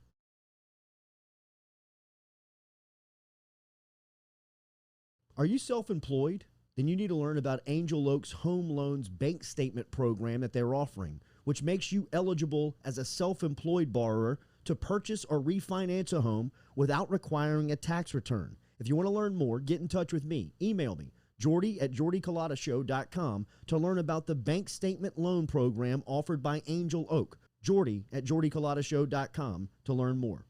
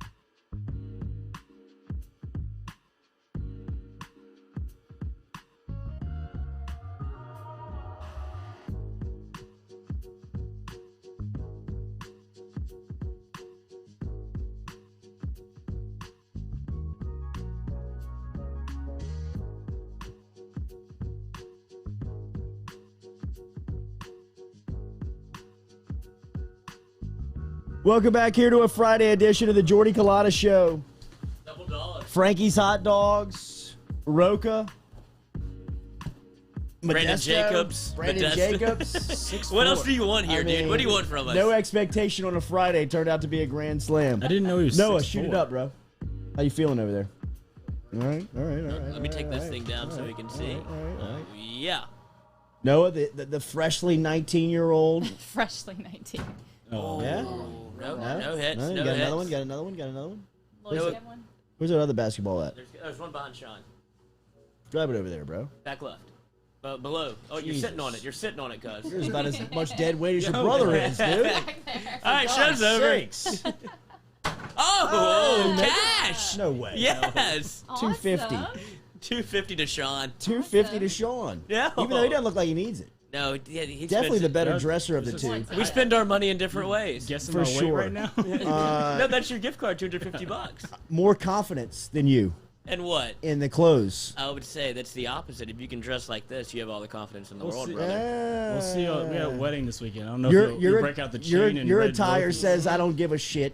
Yeah, that's the confidence. Sean's attire says I'm a that power player in the room. I'm bold. The Miami Vice loafers are No, I the love it. I love absolute it. winners Rockies. on the rolled up skinny jeans and just the navy t-shirt. That's- The shoes are the accessory that pops. That's the new vibe, I guess. After Kramer did what he did with the you go skinny pant, Okay. loafer, no socks, as opposed to we had some sock talk earlier where people are pulling them up to their calves like they're playing baseball. or on a softball team. Hating on Hunt again? Do you go? I'm not hating on Hunt, but a lot of people agreed with that's what they do. And I've never thought to do that. Haven't you seen like old men? Their legs are like just shiny white. Do you go no-show sock with the loafer? Or are you really rocking no socks? Wow, what Yeah, a he's bold out there. move. Do your feet just totally reek at the So end of the hot day? right now. So hot. I mean, that is my problem. I mean, I would shed But that the- shoe the- and everybody would get out of here just Let's because not of the talk funk. Like that. There's hot But- dogs and food All in right, here. I'm Oh, just that saying. smells not my feet. That's the dogs. They smell much better. That's the hot dog. Speaking of hot dogs, Frankie's Dog House. What do we have? Three What do we have on the dogs. menu? We have a Chicago dog, and two of their best sellers. There's the Chuck Norris, which is chili cheese, bacon, grilled onions, and I'll take it down jalapenos, for sure. and Oh the my red God, dog it'll change is your boudin day. topped with pulled pork and barbecue. Well, I tried the red dog in the break, so everybody's going to have to eat now. And I love the red dog, but I am just a very plain hot dog eater. I eat mustard and ketchup on no my hot dog. ketchup on a hot dog. Says who? I mean, anybody Says that who? knows hot dogs. So what do you put on it? You eat ketchup on your hot dog? Noah? Mustard. There's two of us. Only There's ketchup, three no of us. mustard. 4 of us. Ketchup? I'm dead guilty. No Katie? ketchup. Wow. Go 4 to versus Chicago 1. and they don't This even man give worked you in ketchup. Chicago. Yeah, bro. Yeah, Then you should know. yeah, that Chicago's pizza and hot dogs suck. Yeah, but their flag and their alleyways for their trash are awesome. I That's all mean, they there, talk about. there are great things about the city of Chicago. The pizza and the hot dogs ain't it. The hot dogs are. I mean, if that's going to be your sales pitch from Chicago, to me, sell me Wrigleyville, sell me Michigan Avenue, sell me the summer months and the summer climate. Keep your friggin' deep dish No. pizza, Dude, bro. sell me on Javi Baez freaking out a first baseman yesterday. Did you see that, No. dude? Javi Baez, my dude. God. So he gets in a pickle. No.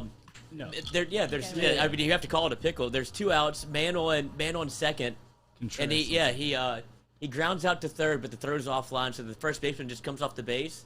He's expecting to tag Javi. He turns around and starts running back towards first. running back towards home. And so the first baseman just starts chasing him. The guy at second never stops running. wow. And he comes all the way around. Wilson Contreras comes all the way around third.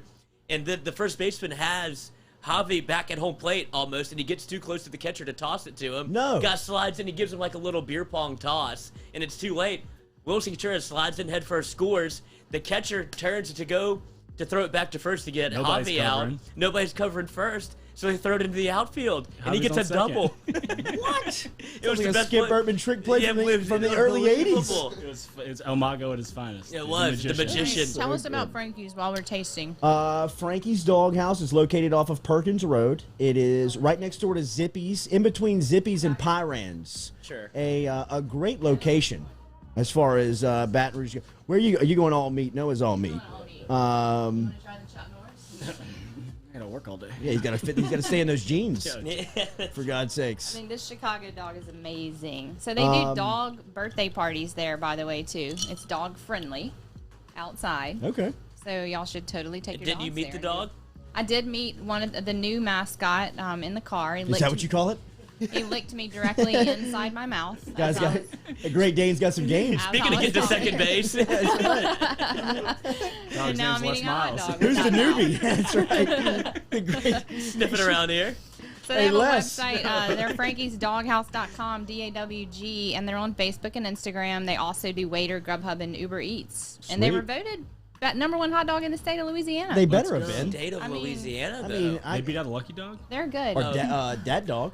Yeah. That No, dog. I mean this is more Dad Dog. Yeah. Lucky Dog is This Lucky is dog, legit. Lucky is. dog can be a You've done a lifesaver Lucky on the Dog street on the before? streets of Bourbon, dude. If you don't find Going yourself in? with a Lucky I've dog, already been Where in. is that? The Chicago, Chicago dog. dog. Ah, see. It's so good. she was. That's her move. Get out of I'm here. way in. Get out of here. I'm in deep. So Yeah. did we put the Yeah. poll Those up? napkins. Did we put the poll up? Yeah, we're Mustard gonna on put a poll up. dogs? I thought it was ketchup. Those little green napkins. Is it right ketchup there. on dogs? Is the poll is it centered around ketchup or mustard? It's ketchup, Ketchup. mustard, both are excellent. Ah, options. Options. Ketchup, Mustard I would only. say ketchup only. both. are I go crazy. both. I go both or. I go both. Oh, see, I like a dog as to be like especially for when you're having them. They're very like holiday centric. I feel like 4th of July, Memorial Day. I like the just fresh off the grill, put it on the bun, little squirt of ketchup, mustard, whatever, and then get your day going. But these are like an absolute game These are changer gourmet, in like- terms of you can have like a meal based around it. I love the idea. What is that? Yeah. Frankie's is on one of the Dales. What is it? Cedardale, Myrtledale, Hollydale. Cedardale. Is it Cedardale? Cedardale and Perkins, right across from Zippy's. It's a great location in Baton Rouge. You know what else it is sneaky good for? Game day. Yeah, they have cocktails I mean, and beer. If you're over at Zippy's grabbing a margarita, just stop in next door, pick up a hot dog. Dude. They got some drinks as well for your game days. Perfect walking food is the hot dog. And they do It have is. one burger if you're with a group of people that don't enjoy a dog. It is a great walking food. Hot dogs or hamburgers? Memorial Day, July 4th. They're both. I think hot dogs. I think you cook both, but given the choice, I'll always go dog because Yeah. any other day I would go hamburger or Sure. cheeseburger for sure. Yeah. But hot dog is just it symbolizes such a of what the time is. Nice shot. You're both? Yeah. Well, yeah, this guy's Of gonna course got you me. do. shooting You're everything like, in whatever sight. they're Yeah. serving, I'm eating You gonna eat that? Did you eat that entire hot I dog was, but already? here you go, bro. He's put Eat hot it. dogs on the hamburger, just making it one sandwich. That's right. Those were amazing. Thank you to Frankie's. Shout out to Frankie's. Thank you very much to Frankie's Doghouse for stopping by here. Has been a great Friday show as we talk to Brandon Jacobs. There is also a little bit of watch going into the weekend on what's going to happen with this LSU baseball postseason. We have spoken on that. We think that they get in come Monday. I think that they're a 3 seed somewhere. If you have not listened to the Skip Burtman interview from yesterday, Skip really lays it out and talking about what the cachet of LSU means to the selection committee. And at the end of the day, it's still a television show. And LSU is going to pull ticket buyers to the turnstile. They're also going to pull eyeballs to the television. So I think that LSU's done enough to get in. What's going to happen? What do you have a comment? Oh on no, that? I was just gonna say, do you think that Skip's like probably looks at that and is like, that's me getting back into a regional, because he built the brand up to what it is, and LSU still has, that magic to him and to other people that just are fringe fans of college baseball. It's like I built that brand up, so yeah, they're getting in. Probably a small part of it, but I think that he's right in that. Oh, I know. I don't think he's wrong at all. I think that he's absolute dead on, and there is a piece of that people understand. He's the architect. Yeah, the nostalgia. He's the one that built it, but it is an animal, and it does have a section of the world that's going to tune in whether they're good or bad. I mean, you saw the people, the fans at Hoover from LSU that drove down there just to we know we're not as good as we probably have been in the past, but they still showed up in droves to go to the SEC tournament, so they're definitely going to show out to any regional that they're in. I tried last night, but I fell asleep way too early, and I'm going to admit this on live. Who won the Arkansas-Vanderbilt game? Arky. They did? I don't know. Did they win it? You didn't say that with a lot of confidence. in No, it, You Sean. did say that with a lot of Oh, confidence. 100% Arkansas. Okay. You didn't even finish the word. You're like, I think it was Arkansas. Yeah. I think Rocca went like 4 or 5 innings. No, you think they're trying to, well, that goes Arkansas back to is 18-4 against teams currently ranked in the top 25. They won the game 6-4 last night. Ooh. I mean, that was a championship type That's what it is. scenario. It was a heavyweight. I mean, and Kumar Rocker on the mound going against I wish he would Arkansas. have had the number red one team. glove. But that's what Ben McDonald said when he came on. He's like, the SEC tournament is kind of where it's at in terms of if you want to see the best teams have to match up against each other. I mean, he was saying it's better than Omaha in some respects. Wow, I'm watching the Baez clip from yesterday. Dude, it's awesome. That is incredible. Do you think the drop in the hold the rope on Skip's birthday is a little Too much? No. Reintroducing, remember LSU? We're getting to the regionals. Yes, absolutely. Like, well, perfect I media think it was timing. also ESPN, who owns the right to the Right. College World Series, is dropping a documentary to create some buzz for this time of the year. And you got to put that team in. And you look We're on at the- that we're on the program, fringe. right? Absolutely, and I definitely think that there was a piece of that. But I also think that there was expectation, both from a television executive level and the Southeastern Conference, for LSU to do better this week. Yeah, to win and still be, and then you could still pub it. And you can still run really with ride it. the waves. Yeah. Georgia beats and he goes just 0-2 right Just after. flattens Yeah. into the shore. I mean, just. Didn't even score. Because did you not? yesterday. I mean, I felt motivated to even watch the game after that came on. I This was excited baseball to highlight watch is it. going to be incredible. Like you will That'll see this live on forever. forever. You'll Oh, see yeah. that forever. Have Yeah. you seen this? I mean, that is Dude, El Mago. amazing. Tim Kirkshin came on ESPN and said, he goes, I've been There's watching. 2 outs, bro. Just touch first. Just touch first. There's 2 outs. It's a force play. You have no business What are you chasing him doing? down. You Like, just put him out of his comfort zone. He had no clue what to do. It's like no one's ever done this. No one does makes nobody's pickle ever been back in at a home pickle plate. between home plate and first. Tim Kirkshin, who's watched more baseball than anybody on the planet, said, he goes, that's nothing I've ever seen before. I've never seen that happen. And he knows more about baseball Yeah, than... he's an encyclopedia. Yes, and he's like, that's just never happened. Dude, the Cubs need to just. Now they've won like 9 out of the last 11. I know, but dude. they need to keep that core intact and have those guys in the farm. Oh, league no, come up. Mr. Ricketts Dude, is... Theo, you got to take advantage of what Theo does, and he's the farm system God. Is He's Theo still gone. there? No, he's gone. But yeah. he's laid the groundwork for the last 9 years. He only spends 10 years everywhere he goes, right? That's his rule. I want him to go into football next. I want him to, yeah. I want him to try. Glad he Have you Mets. read some? This is way off topic, but have you read some of like the Theo stories about like ESPN plane crash? Oh, boy. did like an op-ed on him essentially, and he is a wild card. Like, He stays up and listens to black boxes. Yeah, well, of plane crashes. And he followed Pearl Jam all over the world. yes, and he got Pearl Jam to come to the Cubs games. Like they formed like a little coup with each other. They performed at the championship Yes. party. Yeah. I think you'd also have parties where Pearl Jam would just play for him and a few friends. And he would play with them. And then he also, if they needed a rally, he would make one of his, like, I guess, I don't know, like lackeys, but like they worked in the front office, like had an important job. He would make him start eating loaves of bread to get a rally because he did it one time. He ate a slice of bread, and they started scoring runs, so he started buying him, like, bunny bread. It would make him just house bread during the playoffs. He's like Theo, I'm going to kill him. I mean, what do you mean, dude? What a Halloween costume. Watching my carbs, Theo. Yeah, dude, no, you're fired. We're trying to get a W here. I'd eat bread for Theo for sure. For sure. That's my only job. If they could give you any sports executive job, it would be Theo, right? I mean, Yes. to bring a championship to Boston and Chicago in baseball for the first. Is he in the Hall of Fame yet? Yeah, it just I mean, write the it's ticket. just a matter of Yeah, time. it'll wait for that. It would be interesting to see what he could do with the NFL. It would be. I mean, He's such a personnel guy. what else I do don't you have think it matters to? what What sport else it do you is. have to? Prove. Yeah, what else do you have to I prove? think that's what he's right? saying. I think that's why people thought he'd go to the Mets.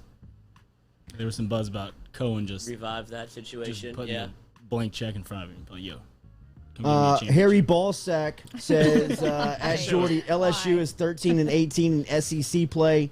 Got beat by Oral Roberts in the regular season, 9-15 versus top 50 teams. 70% of their 13 wins against SEC teams who did not get into regionals. How much longer are y'all gonna hump LSU baseball? Is that what we're doing? Well, we still have our clothes on, so we're dry humping here this morning, Get this man and a I'm going to Manscaped. continue to do that because I think they're getting in, Harry.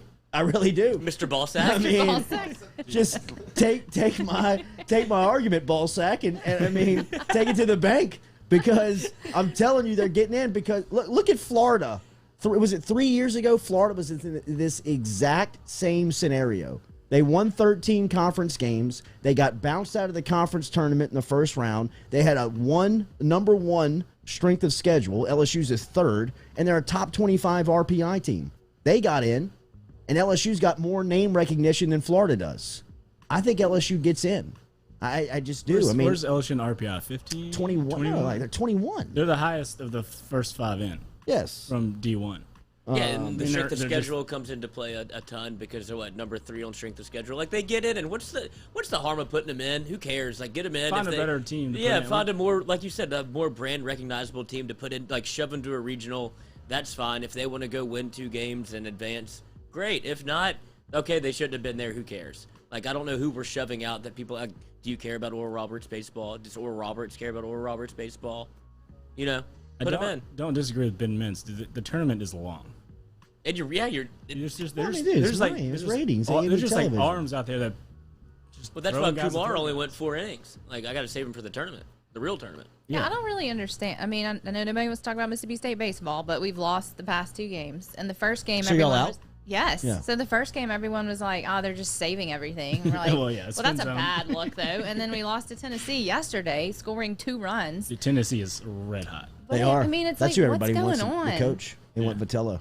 Yeah. Is that the, I like the young cat, dude. I love that call. 'Cause He's Italian too. Yeah. Oh, Well. no, Vitello. You think Gabagool Giacomo going. stays around for a year? hey, But I mean, look, baseball is such strategy. Salta Fajama. Yeah. It's all strategy, and But what will happen now?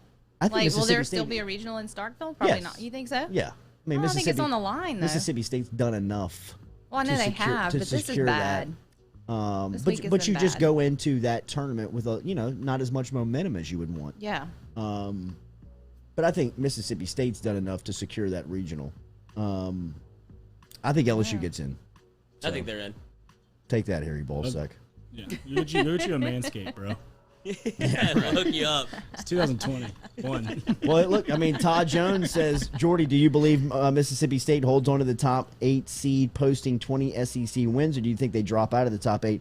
See, again, I do believe that when a team like Mississippi State is on the fence and you've got a venue and you've got a fan base like they offer, which is in the sales pitch from John Cohen to the NCAA, that makes a mark. You know what I mean? That shows that, look, you can show off Duty Noble. You can have a packed house. You can have a Mississippi State team that has been playing like a top 8 seed the majority of the season. And I think a team like that with the cachet that Mississippi State baseball has, I think they get the benefit of the doubt.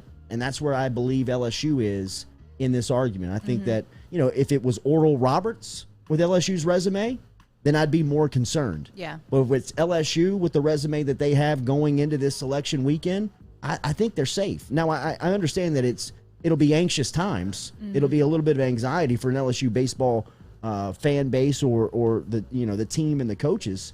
But I ultimately think they get in. Yeah. I think it might even create some momentum. You do a little watch party, see if you get that regional. I wouldn't do that. I would do that because imagine that visual if they don't get in. That could give you an opportunity of the media to show up and you just have a balloon you don't release pop. it unless it happens. Yeah, right, exactly. That's some in-house. Yes, Yeah. yes. That's where you have to get on the phone. You better guarantee me we're in, or I'm Oh, about to get yeah, all these I think- cameras out of here. I think they'll all watch it together regardless. Yeah, And you post a reaction if it's good. If it's not, we just I agree. clean the locker. I agree. Yeah, do you? I guess so. I guess you do a watch party. Like Dude, that seems I mean, kind you of played sad. baseball before. Yeah, just give a little fist bump. You guys get in there. You sleep in the same hotel rooms. You travel Yeah. the same buses. Yeah, we're watching the watch party. We're watching the selection show. It's either this or cops. Yes. Cheaters. I think they get in, and I think that will be announced on Monday.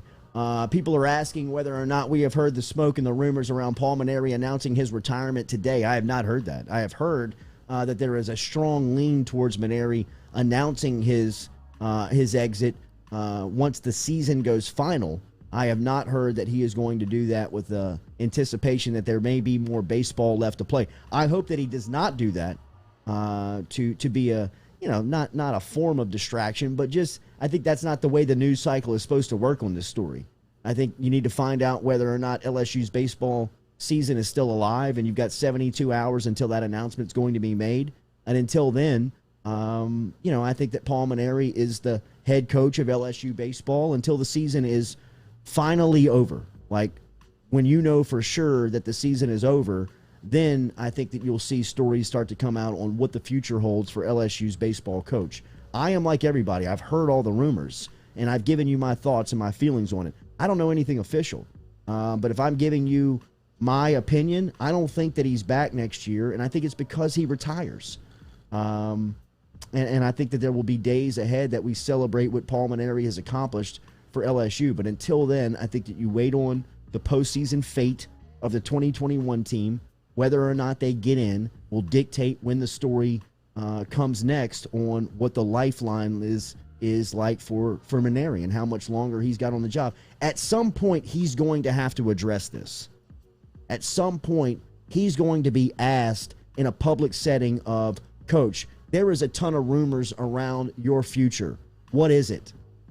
What do you want out of your future? And Mainieri, a lot like Ogeron and Will Wade and Beth Torina and the coaches that we have access to up there, Kim Mulkey, is very direct, very transparent, very honest. I'd expect him to shoot us straight when asked about that publicly. And I'm sure that'll come Monday at a selection show press conference.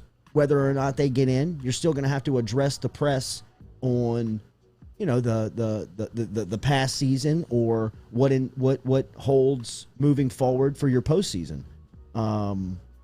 So is that when you ask the question, regardless if they get in or not? I mean, obviously you ask if they don't get in. I think at this point you have to ask it just because there's just so much moving around it. There's just so much smoke around it that somebody, that's on the beat every day, whether it's a guy like Wilson Alexander or a reputable writer like Scott Rabelais asks in a very professional way, Coach, there seems to be a lot of talk about this being your final days or final season at LSU. Would you address would you like to comment on that? And he can simply say no comment, which I think would say a lot, or he can tell you how he feels, which I believe Mainieri would do because look at his track record. I mean, he's not a no comment type of guy. I mean, he's going to tell you where he stands. He's going to tell you how he feels, and he's going to tell you really honest thoughts. I mean, he's not BSing you. But isn't it LSU's, like, at least from the athletic department standpoint, like their modus operandi is to kind of like mum is the word. Sure. Like they never really let anything. They just don't want to comment on anything. You know, it's kind of like they let this when it's news like this, and it is because of how our fan base is rabid, and they want news now, and they dig and dig and dig. They track planes. They go crazy for it, and so LSU will just kind of sit on it until they absolutely know what they want to say. So I wouldn't be surprised if it's like don't ask, don't tell. Look, that's been the LSU way. Yeah. I mean, that's how they operate. So I wouldn't. For good or for better or worse. Right. I wouldn't expect any difference here. And, you know, people asking me for my candidates of guys that would be next. Look, I know you don't come here to get baseball knowledge. I know you don't come here to get my baseball opinion, because there's a lot of you within this listening audience that, quite frankly, know more about the program than I do. I mean, I understand the surface level stuff, and I can talk to you about what's going on the field. But if you're asking me for future candidates, I don't feel comfortable giving you guys that I truly believe had a shot. I heard a lot of stuff about Kevin O'Sullivan. In fact, I heard Kevin O'Sullivan a couple of weeks back that the deal was nearly done. But since then, I've heard some things that have popped up in Gainesville from a personal standpoint around O'Sullivan that has turned LSU off a lot. Harry Balzac is putting a lot of that in the bunker. Well, I think a lot of that info. And he's pretty much right. That's frightening, really. Yeah, it's a bad situation for O'Sullivan. I didn't know it was like that. In Gainesville. And I'm not going to confirm or deny anything that's happening. I just know that he's caught up in some off-the-field stuff that ain't good. Doesn't sound good. No, it's not good. And LSU, obviously, from a public relations standpoint, is in a place that they have to be very careful on the people that they bring in and the storylines that would follow the people that they bring in. Now, I've heard the same names that everybody else has heard, right? Virginia's coach Brian O'Connor. I've heard Jim Schlossnagle. I will say this: if you're asking me for a name, I love Jewett down at Tulane. Yeah. I mean, I just think that guy has created a buzz around a program that really has shown, he's that Tulane has they have a history of being able to win there. And Jewett really came in and revitalized that, and he's done it with a personality that is very infectious and very relatable to the young players. And you can see that just whether you follow Tulane baseball on social media or you're a fan. I mean, he is very engaging with his team, and his team is good. I mean, forget all that stuff. His team on the field is good, and he also brings a personality with him that is very easy to like, and it seems like he's a really well-respected college baseball coach. Again, I don't know enough about it to say, here's the guys. I was told a couple of weeks back that the O'Sullivan deal was as good as done. Since then, I've heard the fallout, seen that it has fallen apart. So after that, I don't know necessarily if they have I'm sure they do, but they have guys that they say, look, this is our 1, 2, 3 of I would love guys. to see Jewett come in here and handle like the pressure cooker that is LSU, because he could do it in such a different way than like has normally been done of LSU baseball, where he's so open and up front. It would be very interesting to see how people would respond to that, because as you know, with LSU baseball, it's probably one of the most talked about things. That's one of the most talked about programs day in and day out of any place in the country. And for him to be able, I think he would handle it in such a different way that it would be kind of endearing. The question, as a fan, the one thing that always worries me coaching change-wise is obviously like recruits and current players. Yeah. Do you think there's a huge No. not drop-off, because the cachet of LSU baseball is so strong that almost anyone can step in? I think that LSU baseball holds that still within recruiting circles. That if LSU's coming to talk to you, they're going to be jumped up on the list. It's not the coach, it's the it's the name of the But letter. they still can be beat. Yeah. You know, I mean, there's guys at Mississippi State that were committed to LSU from Louisiana. You have guys, come cherry picking top pitching prospects out of Louisiana all the time. For sure. I guess it has a lot to do with like the SEC network too, because you're gonna be on TV regardless. Yeah. Well, I mean, that argument's dead in all Yeah, sports. yeah. I mean, That's like anybody that's coming. like being a big media. It's like you don't need to be in New York to be the biggest Right. franchise. I mean, look at this, I dude. mean, Nebraska and Notre Dame used to sell that. yeah, You know what I mean? You could be Oklahoma. on You could be on NBC TV, every NBC at and noon. ABC, right? I mean, now the SEC network comes in and just says, "Hey, the conference office just delivered $23 million to every school." You want to play at 11 a.m.? Right? You want to go out there and play at 6 a.m., buddy? Or you want to get ready in these facilities and play at 7 o'clock under the lights in front of 103,000. Or the Pac-12 are trying to make you play at 9 a.m. Dude, but yeah, that was a bold strategy, but I loved it. That was awake. Shows you where they are. Yeah, well, they've been beaten to every spot. Shows you It's where they are. You know, it would be nice if What 9 a.m. time weather's can nice, we the play? TV. I mean, the 9 a.m. window's open. We'll take it. Yeah, you're going against Bundesliga soccer, but watch out. Speaking of college It's like 7 football, a.m. their time. college football and television schedules. LSU was announced yesterday as some of the prime time games for opening weekend were announced, and LSU is going to be featured at 7:30 on a Saturday night from Los Angeles on Fox Television with Gus Johnson on the play-by-play. I mean, that is going to be electric, bro. As Uniform wars. yes, it's gonna Yes. be beautiful. Yeah. I mean, think about that, man. That'll be 5:30 West Coast time when that Sunset thing in kicks off. Pasadena. Sunset going into halftime, into the second half with the Santa Anita mountains behind you, the mountain range behind you in Pasadena. It is going to be 25% capacity. no, You think I don't know what the No. California rules are. yeah. But Wait, they're starting to move around out there. so they go. Yeah, They have to hazmat go suit. baby blues, huh? And we Yeah. go whites. For yes, sure. That's for Yes. sure. absolutely. I mean, you're talking about two of the most traditional and recognizable uniforms in college sports when you just think of Chef's kiss. the natural color of the baby blue tops and LSU's whites with the gold headgear. A lot going on that are similar. The gold, kind of gold pants, different kind of gold. gold helmets. It's a I know, different but gold. I mean, if I'm Striping playing on the quarterback, jersey. More dude, yellow. It's a different gold. watch your mouth. Um, It's not more yellow. It's old gold, baby. No, UCLA. I don't know. On their I thought you were uniforms, talking is it more about LSU. yellow? No, they're more no, they're yellow. gold. They're gold. No, they're gold. Are you sure? Yeah, I'm But positive. don't some of their uniforms have like yellow, baby? powder blue and UCLA's yellow? basketball uniforms has the UCLA in the like kind of the that yellow. Yeah. You know what I mean? Yeah, but yeah, yeah. The UCLA football helmet is more of a gold. Yeah, Yes, I it's like guess it's it got is. said, and our football is more of like it's a yellowish, but Yeah, it's gold. yeah. Purple and gold. Jump back to schedule. LSU Alabama 2:30 Um, seems confirmed unless CBS doesn't pick it up. 'Cause They didn't pick it up. They They didn't picked pick up- Alabama yeah. A&M for their 7:30 doubleheader prime time. is that the game that they picked Yep. up? Yep. It depends I on. like it. It depends on me too. It depends on what the records are going into that game. Yeah. But I'm with you. I say keep that game at 2:30. Last time we were there at 2:30, it went pretty well. Don't make that thing bigger than it needs to be. You know what I mean? Dude. It's quit messing with that game. I mean, I said for the longest time I would take the bye week out from the week so you don't have the 2 weeks to think Stop about thinking it. about it, Just yeah. play the game. You know what I mean? But that was more or less from the Les Miles days because he would build that game up so much that Well, once if he, you got if he there, could win it, he'd get another extension. yeah, but he couldn't, win it. He couldn't win it. And once he got there, and he shit the bed. I mean, the season was over.